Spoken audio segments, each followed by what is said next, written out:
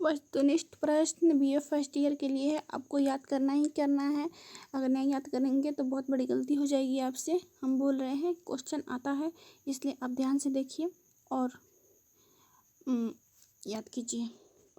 देखिए, किस वेद में प्राचीन वैदिक युग की संस्कृति के बारे में सूचना दी गई है? तो इसका आंसर हो जाएगा ऋग्वेद। ठीक है, ऋग्वेद में दी गई है।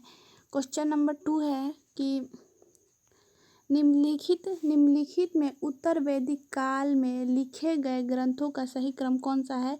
तो इसका आंसर हो जाएगा ए, वेद, ब्राह्मण, आर्यवर्क और उपनिषद। वेद, ब्राह्मण, आर्यवर्क और उपनिषद। बहुत हार्ड वर्ड है थोड़ा सा, तो ये हो जाता है। नंबर 3 है, वेदों की संख्या कितनी है? वेदों की संख्या है 4। वेदों की संख्या कितनी है? 4। और आगे है कि कौन से 3 वेद संयुक्त रूप से त्रयो या वेदत्रयी कहलाते हैं? कौन से 3 वेद संयुक्त रूप से त्रय या वेदत्रयी कहलाते हैं? तो इसका आंसर होगा ए, ऋग्वेद, यजुर्वेद और सामवेद। ठीक है, ऋग्वेद, यजुर्वेद और सामवेद।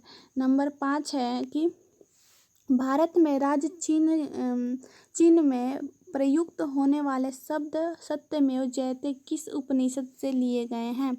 तो इसका आंसर हो जाएगा कि लिए गए हैं, ए बोल रहा है तो मुंडका उपनिषद, मुंडका उपनिषद। नंबर 6 है कि भारतीय संगीत का आदि ग्रंथ कहा जाता है। भारतीय संगीत का आदि ग्रंथ कहा जाता है। इसका आंसर होगा डी, सामवेद को कहा जाता है। किसको? सामवेद को। नंबर 7 है, कृष्ण भक्ति का प्रथम और प्रधान ग्रंथ है। इसका आंसर हो जाएगा कौन सा? बताइए आप, याद है आपको? तो कृष्ण भक्ति का प्रथम और प्रधान ग्रंथ है बी में क्या है? श्रीमद् भागवत गीता। आपको याद रखना चाहिए, भागवत गीता जो है कृष्ण जी के लिए ही है, उनके बारे में है, तो यही होगा। अब नंबर 8 है कि ऋग्वेद में किस मंडल में शूद्र का उल्लेख पहली बार हुआ है? शूद्र, ठीक है, नंबर बी, तो ये है 10वें। ठीक है, और 9 पुराणों की संख्या कितनी है? तो पुराणों की संख्या 8 है। क्वेश्चन ये बहुत जरूरी है, ये क्वेश्चन आता ही आता है। ठीक है, नंबर 9 है, शुल्ब सूत्र किस विषय की संबंधित पुस्तक है? शुल्ब सूत्र किस विषय की संबंधित पुस्तक है?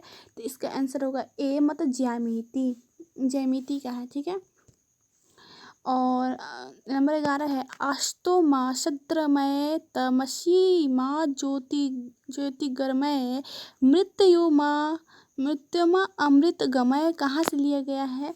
तो इसका आंसर होगा उपनिषद से लिया गया है। ये संस्कृत भाषा है, आप में से कुछ ही लोग को समझ आया होगा हमारे हिसाब से। इस नंबर 12 है, वैशेषिक दर्शन के प्रतिपादक हैं। कौन पादक है बताइए? वैशेषिक दर्शन के प्रतिपादक हैं। तो इसका आंसर सी हो जाएगा, जो कि है उल्लूक कणद। अब नंबर 13 है, मीमांसा या पूर्व मीमांसा दर्शन के प्रतिपादक हैं। कौन है? ए है जैमिनी। मीमांसा या पूर्व मीमांसा पर दर्शन के प्रतिपादक है तो क्या था? जैमिनी। हाँ जी, यही है। और आगे का है कि नंबर क्वेश्चन है 13 नंबर हो गया। नंबर 14 है, वेदांत या उत्तर मीमांसा दर्शन के प्रतिपादक हैं। तो इसका आंसर होगा ए,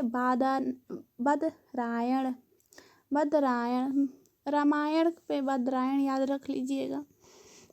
ठीक है, नंबर 15 है, ऋग्वेद का कौन सा मंडल पूर्णतः सोम को समर्पित है? इसका आंसर हो जाएगा 15 का कि सी हो जाएगा आंसर इसका। क्या है सी में? देखिए, 9वें मंडल। ऋग्वेद का कौन सा मंडल पूर्णतः सोम को समर्पित है? तो 9वें मंडल। ठीक है, आगे क्वेश्चन है नंबर 16। निम्नलिखित में से अशोक का उत्तराधिकारी कौन था? इसका आंसर क्या होगा 16 का?